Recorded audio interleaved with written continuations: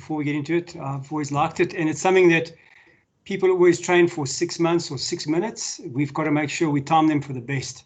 The best 3 minutes of their life have got to come out of that finish tower. So that's why I have a little bit of passion on it. Okay, let's go.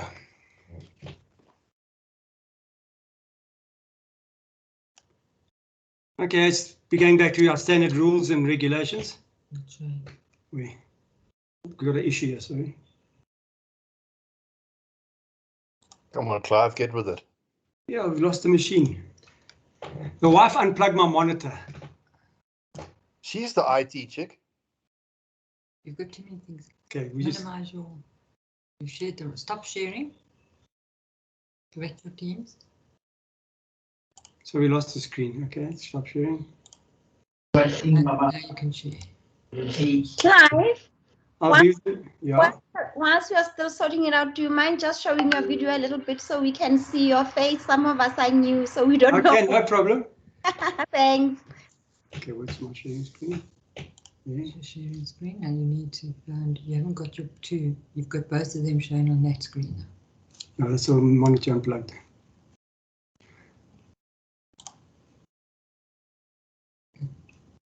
Go into PowerPoint.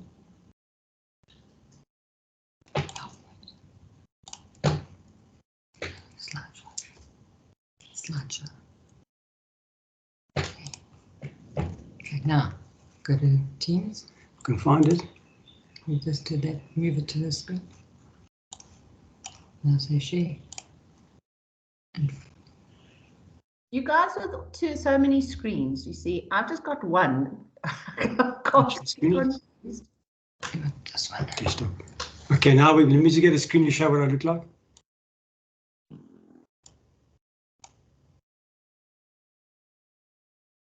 Okay, I can see you ugly. Okay, that's my ugly face. That's Clive Murray. Thank you, Clive. You're welcome. Okay, let's get to our next screen. Let's begin again. We've got some bearings now. Okay, obviously everything that pertains to racing and the regatta itself comes out of rules of racing, as well as the handbook for rowing officials. I see the dates there are wrong, but we're not too worried about that. If you are really passionate about it, do some scrounging around and start looking at rules of racing across the world. You'll be intrigued to see the different rules and how close they relate to ours and how many people have adopted ours in their rowing rules. Okay, now basically the fairness and the safety is the most important thing in all our principles of rowing, which as official and as a rower must be adhered to. Okay, what is our definition of fairness? Our reason we stick on this because we've got to be fair, whatever we do in the finish tower, whatever we do out in the water. We just hope the rowers actually do the same thing for us. So all rowers shall compete fairly, showing respect for their opponents and for their regatta officials. In particular, be at the start on time. I know we always gripe that they are late and 2-minute warning, but as Evan was saying earlier this evening, we need more rowers out in the water. So sometimes we've got to be lax, which is not correct. The officials shall always ensure that the rules of racing are applied fairly, and at times you'll have to go back to the rule book just to make sure we're not slipping up, because believe me, those coaches go over those rules of racing and they're looking for any little hole they can poke through it. And have an atmosphere of respect for all competitors. At all times, something I should say, be calm as possible. I think Doug is the best man. No matter if the heat is out there, he still can be the calmest character if you got him in your time box. Okay, so this is the duties of all officials that have been going through all the modules. And we are going to be counting or working on judge at the finish. And we'll do a bit of talking about Regatta Master, which is the system, for those who don't know, the system that we use for the management and the administration of the regatta. Okay, here we go. Umpire at the finish. This is not necessarily the judge at the finish, but this is the umpire's last task. This is when he communicates to us in the finish tower. We have a starter who starts the race, he communicates to the starters, but the umpire at the bottom is the first man of port of call. That's our first communication point. When he gets there, he should wait for 10 seconds or 15 seconds to determine if objection is raised or anything is wrong with the race. So you as the judge at the finish got to ensure you watch what he does. Once he has done his flag thing, you can then move on and do all the necessary. If you are unsure with the result, consult with him, consult with the other officials Don't be scared to talk, but never ever go to the POJ, because he's the end result of, if there's an objection, he's got to be the judge of the whole story. So at times, Evelyn, I think, is the best at VLC. She called on everybody around to make sure that her decision was correct. And never ever ask him, what do you think? Because he's just going to snub you off. Once you've made your decision, always advise the POJ, this is your decision, and then move on with your next race. Any questions about the flag and the waving of the flag? Okay, we assume none. Okay, judge at the finish. Your primary role is recording finish order of crews and the record time of each crew. Hoot when a crew crosses the line. If you don't have a hooter, use a flag. Note and record the lane number. At the end of the race, something we previous slide, we spoke about clearing the race. Once he is flagged with a white flag, give him 2 hoots, acknowledge him. If he gives you a red flag, do not wave. Write down on your notes that this race is under protest or is an objection. Sign your result sheets. Why we say sign them? Your decision, as I said in the next point, your decision is final. You're responsible for the validity of the results. Even if we have the camera running, which then is your backup, and you're unsure of a result, you go to the camera. If you still believe the camera is incorrect, your decision is final. They cannot override you. You are the boss. Finish and Clive. There's no question about doubting Thomas's. Your job is to make sure that what you felt is correct in heart, and write it down and go for it. Because the camera can be wrong. It can be incorrect timing, incorrect race areas, and your decision is final. So even if they come to consult with you, only then can you make your decision. Nobody can override the decision of the judge at the finish. Okay, the judge at the finish is made up of a whole lot of people. Scribe, start timekeepers, and the finish timekeepers. So just in that nutshell, we're talking about 5 people just doing manual timing.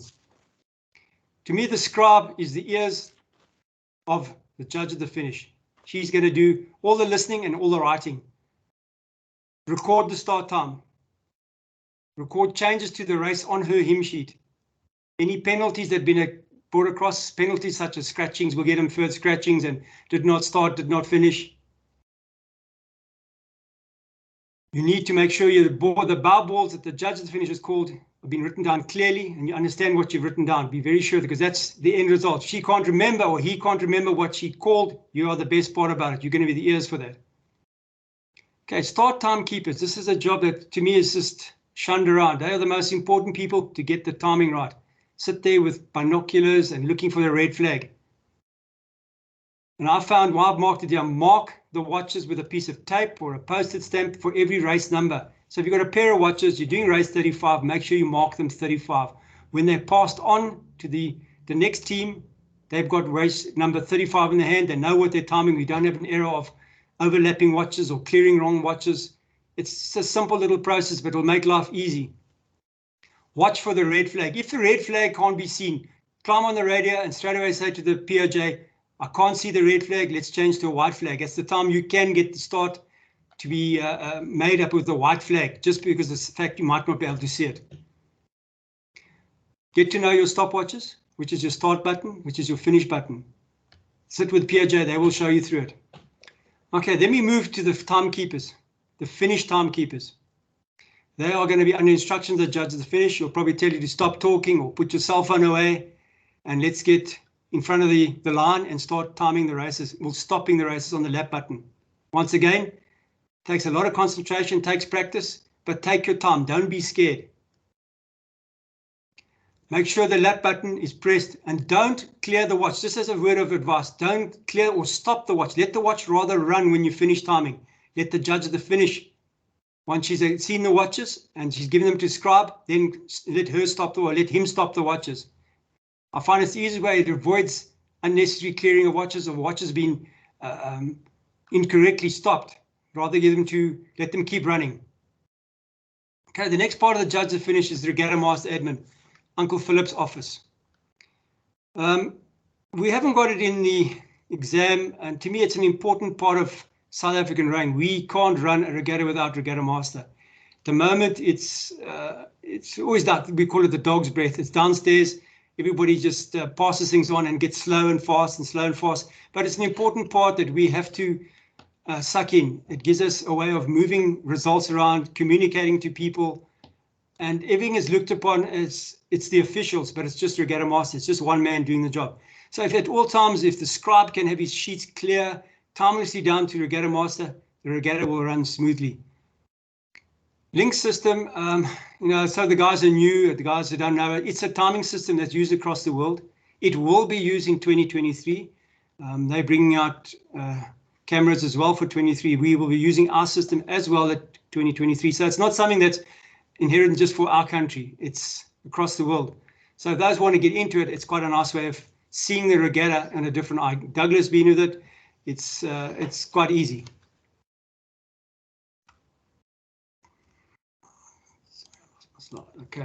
Okay, here we go. Judge of the finish. This is the previous regattas. I've seen a couple of errors where judge of the finish or scribe has been recording certain items as the penalty. We call it the penalty. So DNS did not start. This would be an event where a crew did not scratch and was not present at the roll call at the 2-minute warning. So it's only then we use it did not start. We don't know why they didn't make it up. So, you don't want to waste time on the radio. If you're not there at the start, you came across, nobody crossed the line, did not start. If you finished the race, well, you didn't finish the race, you either capsized or you went off the course and you didn't want to come back in the course, DNF. It's widely gets recorded because some regattas, not in our country as such, but DNF is a penalty. They actually bill them for not finishing a race, or sorry, bill them for not starting a race if they have entered. Scratch, again, is between DNS and scratch. We've got to differentiate. Did they scratch or did not start? So that's also an important thing because the regatta's coming up. There is a billing as well in terms of you were scratched and you had entered. So again, it's the decision that's not made by the judge at the finish, but it's from POJ or Control Commission, and will be relayed to the judge at the finish so they can then put it down into the documentation. All the sheets that you guys write on in the TAR do go to POJ, and they are then verified and checked after the regatta just so you can get statistics out of it. And this is an important part that we make sure we record those 3 items that we are allowed to record. The judge at the finish, only one that they can actually, well, only 2 that they can record at the moment is DNS and DNF. The rest are not decisions made by judge at the finish. Okay, again, penalties, DSQ. Not a call from the judge at the finish. Previous regattas, I've seen some guys have written down their DSQ. It's not for finish TAR to get involved with that. So it's something that's quite a harsh thing to be disqualified. It gives you the points as you see down there. Again, not a call from the judge. Removal of crews from events. Reason for disqualification. It must be documented again by the scribe. And you can see the penalties of the reason why. What they've actually done to get disqualified. So it'd be quite harsh. Excluded. Okay, we had an incident where a umpire decided he was going to call excluded. Again, it's not. It comes from POJ. He's got to come up with the reason why the race has been excluded, issued 2 yellow cards. And again, it must be communicated to regatta master and to yourselves at finish TAR. The fact being is it has to go through. If there's a progression, we need to be able to do the progressions correctly with the boat that's been excluded. They might have come first. So therefore, we have to sort of exclude them from it, from the progressions. Quite important if there's a progression on that event. Another one that happened the last regatta, relegation to last place. We had 4 relegations, mainly because something was wrong. Boat underweight, cocks underweight. And it's quite also another one that affects the progression and the points. So even if you came first, relegated to last place, your result will still go out there, but you cannot move on to the next event. Relegated last place means you've done your heat, you've done it, you had a penalty, can't move on to the progression. That's about the only ones that we really can get involved in the time box. Okay. Any questions about the penalties?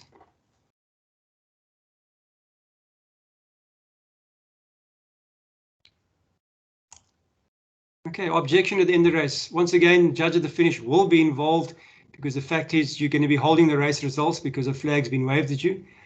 You must try and get as much information you can while you're sitting up there, watch and see, because maybe you'll be called upon. Did you see this? Did you see that? So it's something that the judge at the finish does get involved with. On the hymn sheet, on the scribe sheet, must write out there's objection, who objected, and which was the umpire that actually was involved with that. We'll get to the timesheets. There's a couple of information we need to write down there so we can save ourselves time in terms of when you come for an objection, how to get around that things. And the same thing again, regatta master must be involved, because the minute there's a race with an objection, get that timesheet down to the regatta master guys. They can then flag it on the website that there's a protest or an objection, which means we are looking at it as officials. People on the web can see no result out there, but the race has been marked as a protest race or an objection race. And we don't have coaches coming flying upstairs. Why there's no results? What's going on? And I just find it's quite important that we actually communicate to regatta master that so-and-so race is under protest, and then let him flag it. And we don't have anybody coming to query the results or the lack of results. Okay, again, a protest, it's an ugly thing. I've been through a couple of them. It takes a lot of time. It's quite disturbing sometimes. It's going to be a written thing, and then the POJ will obviously call a jury, and then they'll do the necessary thing. But it's part of racing, so we'll have to just get by with it. But as judge of the finish, be aware you will be involved into it. Just go back and tell me about it. Okay, just about, don't forget it's an hour, within an hour of that race. Sorry, I must have said it must be done within 1 hour of completion of the race.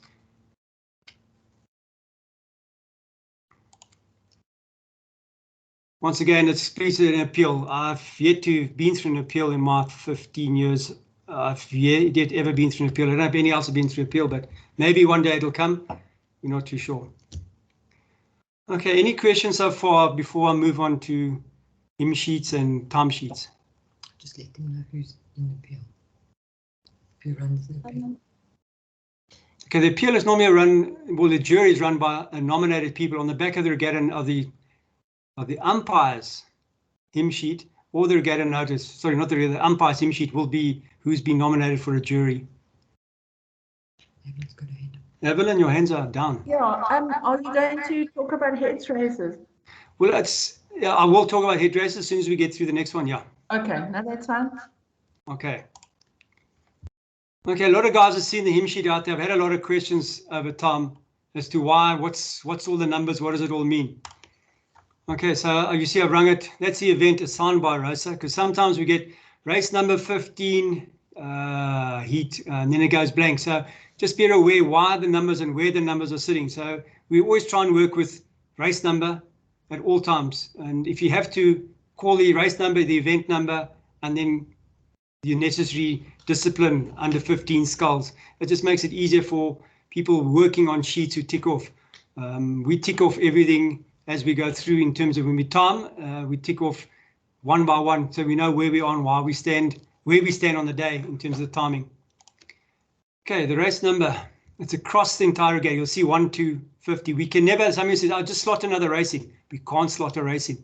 We can't have a 15A and a 15B. So that is set in concrete across the entire day. Once Gaynor's closed the regatta, that's the numbers that will be assigned to him. Okay, this little block scheduled. This is exactly what's displayed on the website. Scheduled, and then if we cancel a race, it will be up there as well. If there's rain, if there's a protest, this is why the protest objection, we need to get those out so they communicate to the coaches and to the parents that certain races been held up, and that's why there's no result. Unofficial result is if we are unhappy with the result as officials, but they would like to see the status of the race, so we make it unofficial until such time has been signed off by the judge of the finish, will we then turn it to an official race. You will see with masters, we make it an unofficial race. The fact being that that's not the official result. The result goes to another website, which then gives them the prognostic time. So that's why you'll see all masters races will be marked unofficial. And that's only time when they'll be marked unofficial. Just explain prognostics. Okay, the prognostics, I know a lot of guys probably do know about it, is a time based on a world time. So you would be, for example, Evelyn will be rowing in an age group that says her time to do 1,000 meters must be 4 minutes, 33 seconds. She then does it in 5:33. The prognostics will obviously be 75% of the time that's been allocated. So that's how they work out who is the winner via the prognostic time, how close they are to a set standard. Quite a complicated way of doing things, but it's very fair. It took a while to explain to a lot of people in Buffalo who do not want to do that. But I find it's quite fair when you start seeing the results coming out now. Okay, progression rules. That's something we don't want to go in. It's quite complicated when it gets to the bigger events in terms of FISA rules, how they do their progressions. But in ours, rather make sure you know of it, that if there's an objection or you have a clash down the water or the judge at the finish can see there's going to be a clash, know what the progression ruling is. The first two boats are through and the rest have a big smash up. Nothing much more you can do. The two boats through, done and dusted. So take heed of the progression ruling. Okay, this little number, I've had questions about that. This is a seed number. So if Benny's have got 10 rows, the coach will enter the fastest row in his club and seed him as a 1, and so on and so on. So everybody will set these ones, and what we try and do at regatta time, at build of regatta, we try and seed all the boats, the fastest boats, away from each other, so that we can have fair racing. Imagine having heat 1 with all the fast seeds. You never get a competitive racing. Excuse me. So that's why most of the ones will always sit in lane 4 or lane 5 and then broken across. For example, the one up there was too many ones, so obviously Gaynor had to try to slot them across. So it doesn't mean it's a bad row, a good row. It's just the seeding that the coach assigned to the row. Okay, our sample scribe sheet. The most important thing that I find on the scribe sheet is that little thing in the top right-hand corner called race time. We need the scribe and the judge at the finish and the starters to put in the start of that race. Why? I've had a couple of races where we've lost stopwatches, we've lost power, but we've had somebody record the physical start time of the race. The minute the boats, the minute you know you've got a blank watch, don't panic, grab a watch, look at your watch to get your stopwatch, look at your time of day, write it down and use your watch and time it from the time of day that you've just recorded. What we can do in Regatta Master, we can capture the time that the race physically started and the elapsed time from the stopwatch to the broken down watches when we elapsed to get a finish. We can actually calculate from there a rough, close enough time for each athlete. It's very easy once you see it in operation. That's why I say make sure you can write down the time of the start of every single race. In the event we lose something, the guys in Regatta Master can pull that time back. Most important. The rest is explanatory and put your barbell numbers down. Sorry, Clive, zoom a bit, please. Can we zoom? I don't know. Try that. I don't know if it'll work, that one.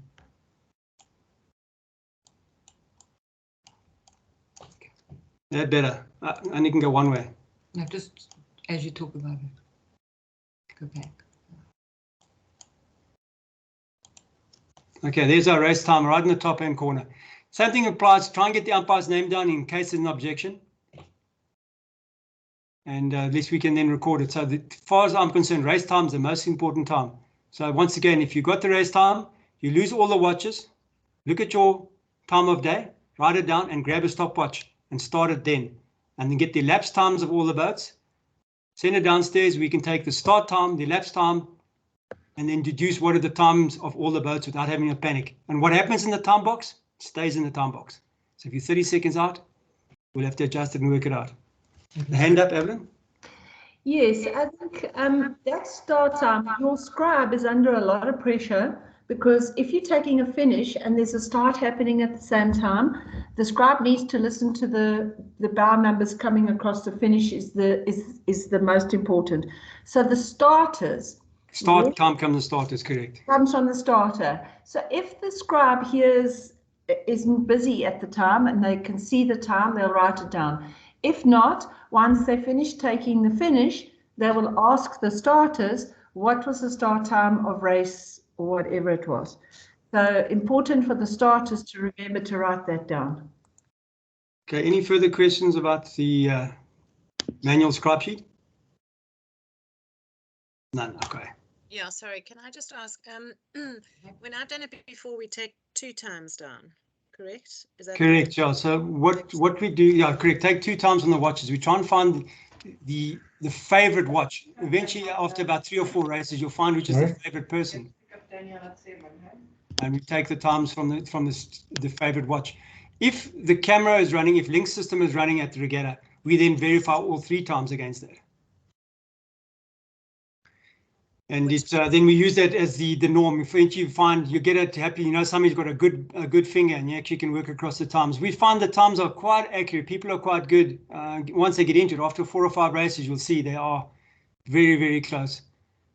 When we get to the link system, we find sometimes the guys are within 0.01 of a second to the link system, which means the fingers are good, the eyes are good. Yeah, great, thanks. Okay, what is regatta master and finish links? Because we talk about this and what it's all about. Can you guys see that screen? It's not too bad. Okay, recording and publishing of timing results. That's what we use it for. Okay, there are 2 systems that make up that regatta master / finish links called electronic timing, and they can be run independently or they can be fully integrated. Okay, Regatta Master is an integrated multi-user system. So at the next regatta coming up, you'll see we'll have Control Commission. We'll have a system down there. We'll do all the changes in that at Control Commission. So we'll get rid of the WhatsApp for that particular regatta, communicate it up to the tower, and the necessary will go out. Okay, finish links. It's a camera system that times and films. The starter will initiate the timing device at the water's edge and at the start, and then we will then trigger the camera to film all boats crossing the line and take their times off their bar balls. We then don't take that as the gospel. We take judge at the finish, and if there's a query about it, judge at the finish will then make the decision on the screen as to what is the best result. We are not the judge at the finish. Until such time that Links has been appointed judge at the finish, can we take over? But there's a tool for the judge at the finish. Okay, we do capture it at high speeds, but for our regattas, we don't go anything more than 1,000 frames per second because we're not moving fast.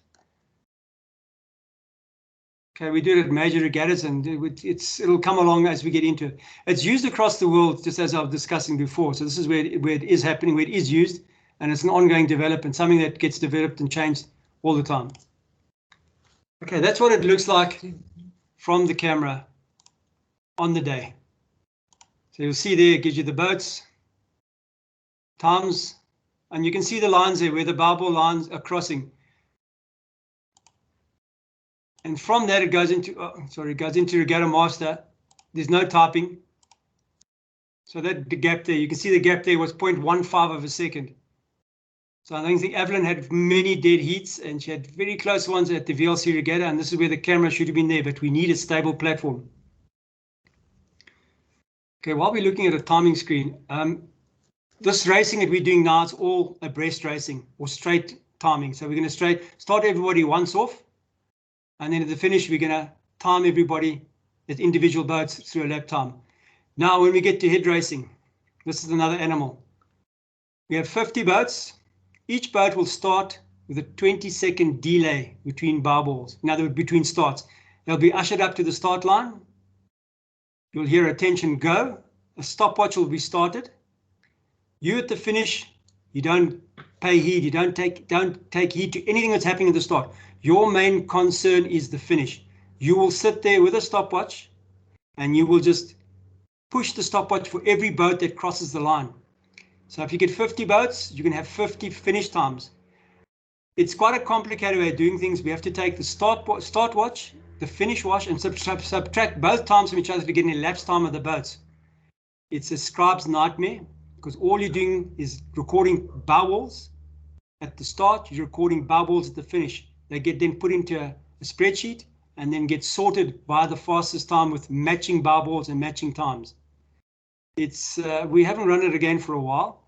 We do have a system in the link system which can do head races. Doug has done it with it. Can work, and it does work. But head races, I think at the moment when we're so short of staff, it's going to be an issue. Any questions about head racing? There's a whole article in USA Rowing about head races and the modules and how many staff. They run 20 staff at a start and 20 at a finish, and that's only for 112 boats. We sometimes are doing 150 in one race. Evelyn, hand up. Yes, okay. So Clive, just for we've got lots of very, very newbies. Okay, so just for those newbies, your pinger, there's a pinger, you'll see a pole attached on the aligner station, and the aligner's assistant will have a button that they have to press. And stop me if I'm wrong, Now we'll Clive. pull it up. We'll put a picture up for you. It's Are you going to get yeah, there? we're going to bring it up to there now. So what it actually is, it's a radio that we use to transmit a time of day signal. It's an atomic time. So it gets set up before we start regatta. It's pulled off GPS. We then set the times. It then takes the timing, it takes a signal and transfers it to the camera, and it gives us multiple times. We can carry on putting times as many times as we like and keep starting through the pinger device. It'll radio the station, and then from there we can then time the boats as they cross the line, because we have the physical start timer. We'll bring up the screen now to just show you, just waiting, got a blaps here coming up shortly. Okay, stop. So basically, the starters in the tower are pressing the stopwatch, looking through the binoculars, and the aligner's assistant is pressing the pinger, which is starting the camera. Correct. We'll get it to you right now. Just need to close some of my screens down here. Got too many screens again. I'm busy. You see the IT person with multiple screens. I'm busy. I'm busy bee. Okay, let's find now. See if I can share my screen. See, I'm only working on one screen now and I'm battling. Get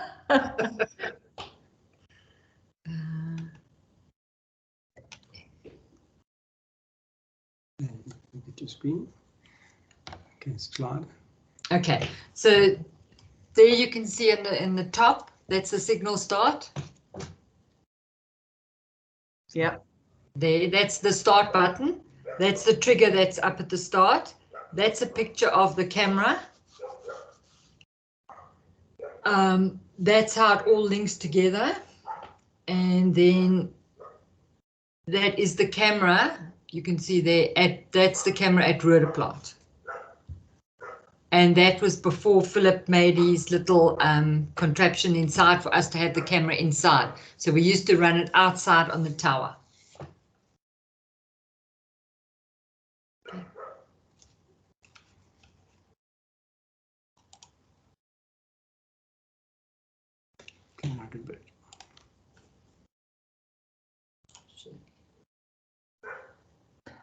Sorry, just one thing about the heads races, also for those newbies. So before we start the head races, you start all the stopwatches. So you gather everybody together and all the watches, and you go 1, 2, 3, go. And we only want to hear one ping. Oh, that's fine. And all the watches start at the same time. So that the people are starting it at the start and the people are starting at the finish. That's how you get the difference between the two, because all the watches have been started at the same time. So the cardinal rule is never ever to clear those watches, right? Yeah, we normally, I think basically because it's not in the exam about the head racing, it's we can have a session just about head racing, and it's actually mind-boggling sometimes because it does confuse the hell out of everybody. It's something that we will go through again and readdress as head race timing. But I think for breast racing, this is straightforward. Head racing, yes, as Evelyn says, start all the watches together, go out with live watches, time the races, come back, subtract one watch from the other watch, get an elapsed time per boat, and then hope to God that you got it right. Otherwise, you get coaches on your back. And then the parents don't understand why you couldn't do that in 30 seconds. We worked it out. If you do 150 boats, so you've got 300 times to analyze. And it's all down to seconds, milliseconds, capturing times manually. Yet at the moment, we do fancy stopwatches called NKs. We download the system, download the watches into an Excel spreadsheet, and then do the sorting and then post them back up into Regatta Master to get the elapsed results. Okay, a couple of quick. What if this is something that take heed of it? A crew crosses the finish line with a missing row. What do we do? As in the judge at the finish. Anybody want to put their hand up and see their answer? Do we allow them? Do we take the result, or do we make the result invalid? Any takers? the DNF, they didn't finish as a full team. No. Do we exclude the result? No. Do we make the result valid? Make the result valid. You can come down the water, one rower, one cox. It's still a valid boat. Even if it was 7 people who jumped out, it's still a valid boat. But you do need your cox, Clive. Cox has to stay in the boat. My next one is a crew in a cox boat crosses the finish line without a cox. What do? Do we exclude them? Yes. Or do we have to? We exclude the crew. Those are most important. Just take heed of those who write in the exam. Questions in the exam. So once again, you can come through with 1 rower, 1 cox. It's still a valid boat. But if the crew 8 rowers missing a cox, I'm sorry, your result is invalid. That's basically on a cox boat event, yeah. Something I read up today. If a sculler doesn't cross the line but falls out of his boat just at the line, and his boat then drifts across the line, he's got his hand on the boat, it's a valid result.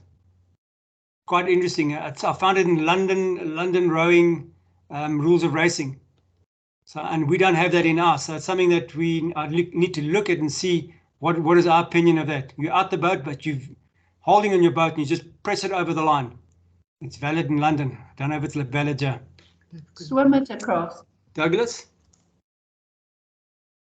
Doug? Yes. I see your hands up. Oh, that was from a while back. Sorry. Okay, you've been overseas and seen some of the rowing. Have you read anything about that? No, not me. Evelyn's been overseas. No, we discovered we couldn't work it out, but that's something too. So basically, that's the time when you as an athlete as a judge can exclude a boat. It's when the result is no cox in the boat. It's an invalid boat. Okay, any questions going forward or going through what we've got done?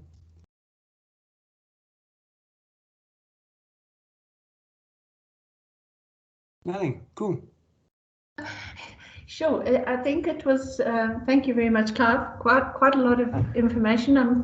I'm sure there must be some questions, guys. Nothing. It's straightforward. It's the time box. Judge at the finish. Next regatta. All of you. You can put your hands up. Andre Becker put his hands up. Maybe Mr. Bucket. Yeah, just an observation, 2 things. Having piloted many times, it's very onerous on a pilot at the start to want to record a time of start when he doesn't have a stopwatch. So he's got to record the time on his cell phone or his wristwatch, and hope like hell that his wristwatch and the time on the cell phone are within a second or 2 of each other. That's the first thing. And then the other thing is that the same counts at the finish. If you want to record a time as a backup, it's always nice to glance at your cell phone quickly and look at that time. But it's not always possible when there are lots of things on the go. And I think I did ask the question the last time. I was told that you've got to use your cell phone, which displays obviously a globally acceptable time, rather than your wristwatch, because your wristwatch is not always synchronized to the last second. Quite correct, John. Most of the timing, there is timing stations out there is on the web called NDISs, which we set the laptops to. Same thing, most of the cell phones do come from a timing device, a timing station as such, yes. And I think cell phone is probably the closest for all the laptops. When the Lynx camera is running, it gives us a lifetime of every start of a race, which is quite nice, which we document and then can pass on. But I think just a quick glance to the starters to write down the physical start time gives a backup in the event that we end up with cleared watches. It's happened before. We've lost watches and camera at Buffalo, and it was once again just taking the start time and managing to do a lapse time between the boats to actually get an end result within 30 seconds. On the day. It just makes it easy instead of having to do a rerow, because you get these ugly eyes and there's bad looks when you say, sorry, we lost the entire racing time. Go back and row. Doesn't go down well with coaches. Yeah, so I think it would help to have on the umpire's boat for the starter to have a device that displays hour, minutes, and seconds that the pilot or the starter, if it's normally the pilot, can just look at it and jot that down right at the start, and then it's bulletproof. It makes a really good point. So it means we end Yeah. up with that makes it bulletproof, gives us a backup from starters as well as the camera as well as the pilot. Good point.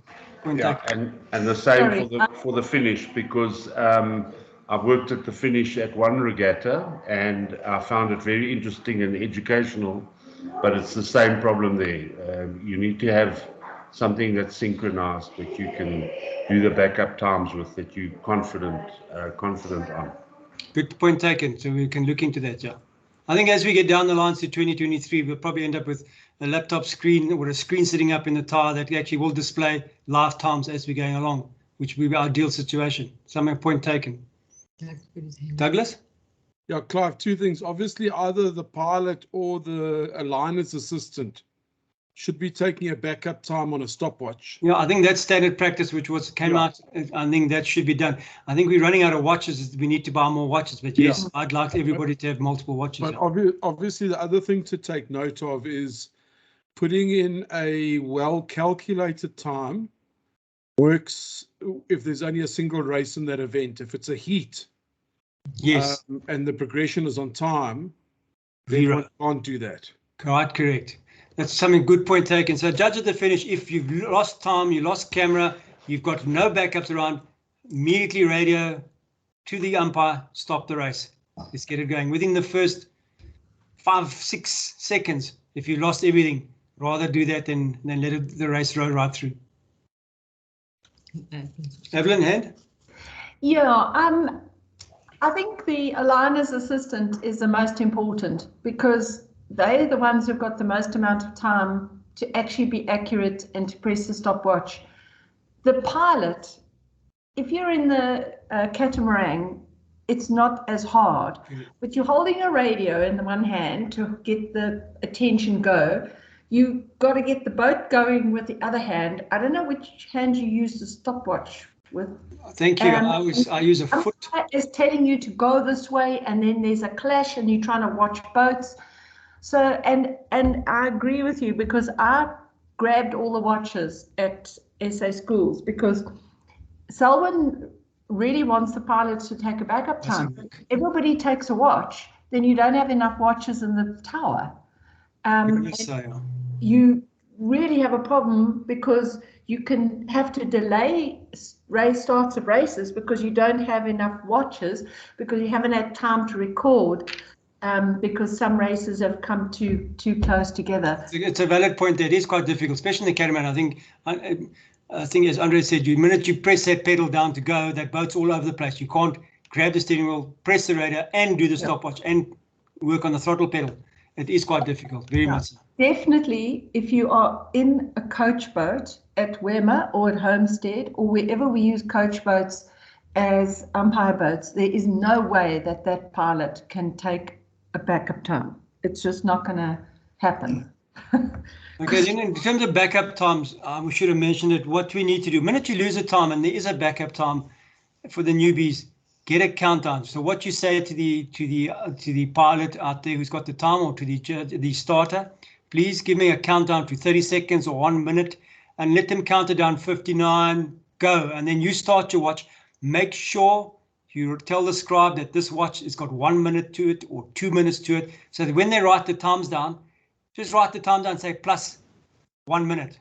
Let it go down to Regatta Master. They can capture in there 1 minute is the delay and capture the raw times. It will then work out the times for the watches, even though you've given it a delay, because we'll then capture the delay into Regatta Master and then allow Regatta Master to work out the times for us. Because sometimes our maths is bad when it's 90 seconds and you've got 3 minutes 12 on the watch.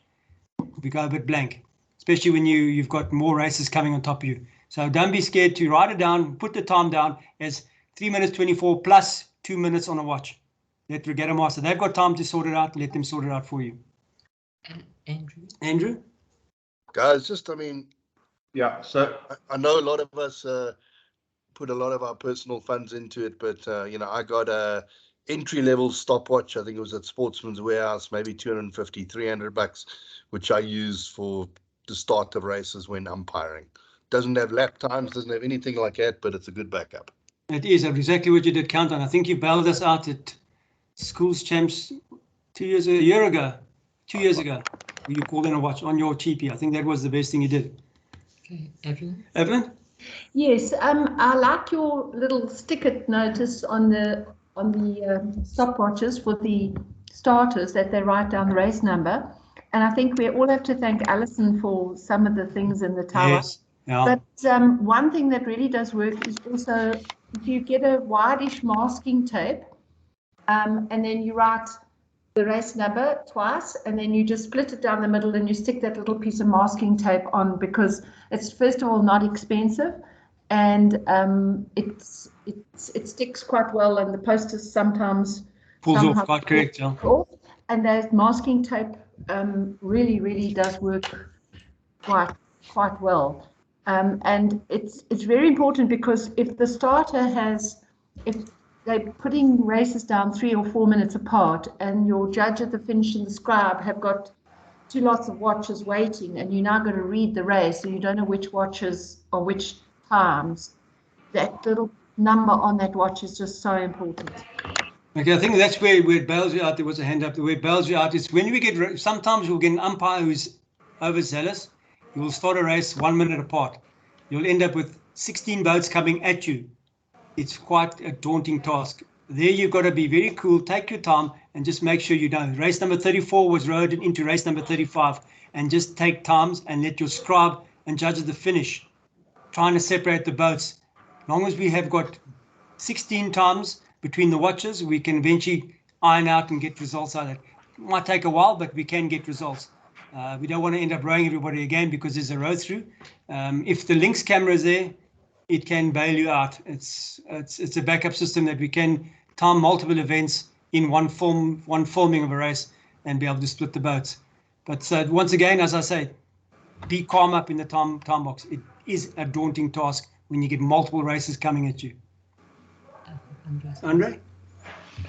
Yeah, just so if the assistant of the liner is timing the watch with a stopwatch, and they press it when the race starts, and they've got 0.1 second when it starts, or whatever it might be, how do they know when the race ends? Because they can't hear the hooter. Well, fair enough. They can look on their watch. Within most races, you can see under 15s will be 4 minutes or 5 minutes. If it's a skull race, 7 minutes. They can basically, when the next race lines up just before it starts, clear the watch. So in other words, if they say within 100 meters we've lost the time, the stopwatch still can be brought into effect. Okay, so it's up to the tower to request the time then. If the tower will request the time, and we never want anybody to say, "Did you get the time?" I think the tower will call anybody else if they lose the time. So because we had some instances where people say, "Did you get the time?" Tower doesn't want to know that. Once we haven't done our job properly, we will call to you for assistance. Yeah. Okay, thank you. Anything else? Douglas? No, I was going to say the same thing, that if the tower doesn't call within 30 seconds, then the liner's assistant can zero his watch. That's all I was going to say. That's a fair point. Just that if a watch is picked up and a watch is cleared accidentally on the way down, we might still be pleading, can somebody give us a time because we accidentally cleared a watch. So that's why I try and make it, yeah. But then we would probably still, then we'd still have one other watch, and we can set the cleared watch from the watch that's still going at time. Yeah, I hear what you say. It does work like that. Buffalo, we lost both watches and the camera, and all we had was one pilot's boat. We had as they say, a cheapie watch on his boat, which managed to save us. But Buffalo, there's 3 people in a boat. It's a different story. Of, 3 officials and a pilot. So it makes a big difference. Evelyn? Yeah, I think keep the watch running as long as you can. You only need to clear it again until before the next race starts. So, let it go until you need it again. What I want to say is with all of the training that we've done, people tend to get very stuck in the positions that they do. And I think Andre can attest to this, where he's been on the water a lot, but he hadn't been in the finish tower. And I think you really get a better understanding how everything works if you work at each position, because you understand what's important when you've been the liner's assistant or the aligner and the umpire and the marshal and the finish tower. So it really is important. Maybe at the end of the day, you don't want to spend too much time on the water, but it's important to be at each position. You'll find your place that we all have our strengths and weaknesses, but it's really important to try each spot and to get to know each one. Remember, as an umpire, you might do 1 out of every 3 races or 1 out of every 4. As a marshal, you're working with everybody. As a starter, you're working with everybody. As a finish tower, you're working with everybody across the day. 175 races, you'll be putting your glasses to your eyes 175 times. So it is quite a daunting task when you're working up there. You do feel knackered at the end of the day. Carol? No, Madam Carol, your hand was up. I was just going to ask, I wasn't quite sure when I was doing it, why do we take a backup time from the start when we've got the other watch in the finish tower?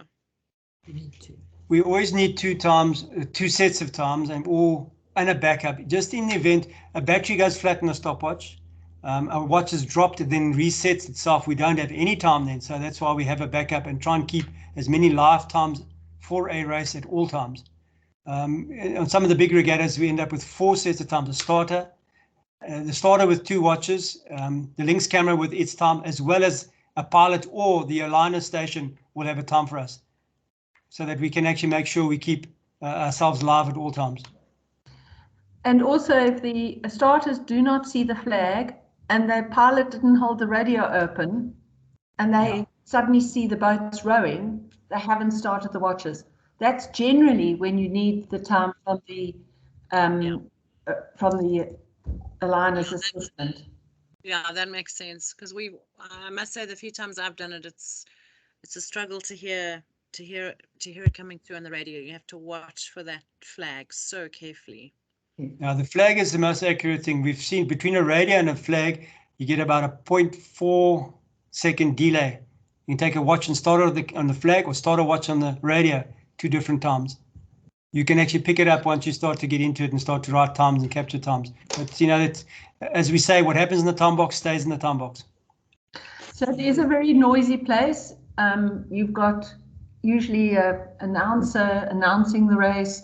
I mean, you've got the commentators, you've got the music going, you've got a radio at the start, you've got people radioing, asking questions. And then also when you have like World Masters, what happens with the World Masters is that there's a winner for every single race. So the winner goes straight to the winner's jetty. Now, we had a winner's jetty at SA schools, but not for every race. At World Masters, you will have a winner's jetty where the winner of every race will go to the winner's jetty. And the judge at the finish has to radio the medals, the winner's jetty, Positions are. who the winner was. There's only 1 medal, so only the winner goes there.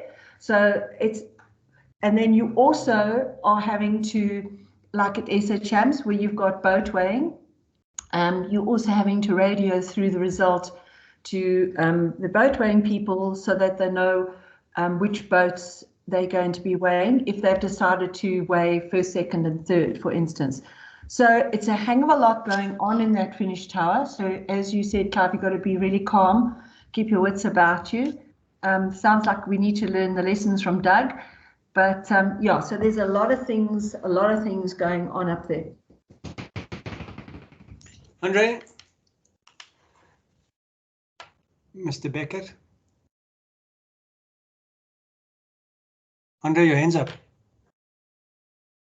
I'm just missing in action. Missing in action. He's gone walkabout.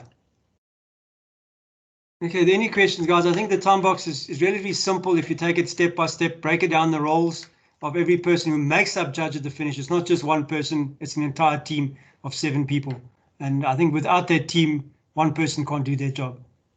in a nutshell, its entire army up there. That's me done. Andre, are you back? Say, sorry, that for a national regatta, like you say, well, for school champs, if we do just note to the people allocating people in the time box, but you do need, if you have a winner's jetty, you do need extra people, and if you've got boat weighing, you do need an extra person to communicate that information, because you don't have enough people to also do that task. So we must just ensure, I think, in future that if we are boat weighing and having a winner's jetty, that we have an extra person. Thank goodness for Teeny was there to help me. But it does take the pressure off and make things flow better. They could actually go through into electronically, because if the results are good, within 4 seconds, if the link systems are running, within 4 seconds, that result is available on the web. So there will be a scoreboard at 2023. When we say a scoreboard, there will be results that would come up on the screen, giving away. So that also, the 1 point, let's go electronically. So we'll get there eventually, that we can have everything up to scratch. Just in talking now, there's a new development. Regatta Master, regatta.0.0 is in a full rewrite. We are going to the cloud. Everything will be Android based. So that's in the off season. That's going to be the full rewrite. So exciting times going forward.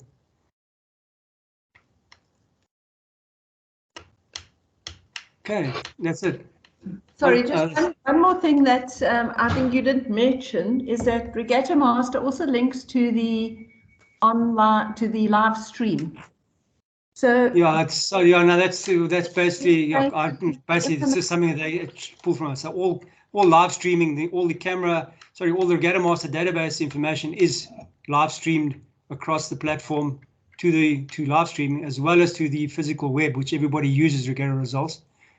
Just for Buffalo, we did 57,000 hits for SA Champs. We did 72,000 hits. So it is a very, very busy website. So that just shows how important the information is that's in that Regatta Master, because it's going everywhere. Giving everybody results. And where does it come from? Really, really critical. And I think Philip's, he would like from you guys. Yeah, so it's once again, it's the finish time that actually gets lots more people, and also the link system. I'm sure Clive, you would appreciate lots more people getting to know it. Yeah, we're going to get it out there again with Gauteng and SA Champs. The link system will be out there, so we can get refreshed for 2023. Any questions, guys? I know some people's brains are zooming because it's a lot of information that we've crunched through, but it's step by step, roll by roll, very easy. Thanks, everybody. Cheers, thanks, Clive. Thank you very much, Clive. And thanks, everybody. Thank you. Thanks, Clive. Thanks, everybody. Being available for. Thank you. Do you want the slideshow as well? Yes, please. And remember, next week, yes, please, next week we're going to do the control commission that didn't do because of the load shedding. So it will be Wednesday next week. I will send out the notice. Thank you very much, Evelyn. Thank you, Evelyn. Bye. Thanks, guys. Cheers, bye. Bye. Peace out. Do you want to send it to Evelyn? Yeah, I think you can share. Evelyn, you want to share the slideshow to you?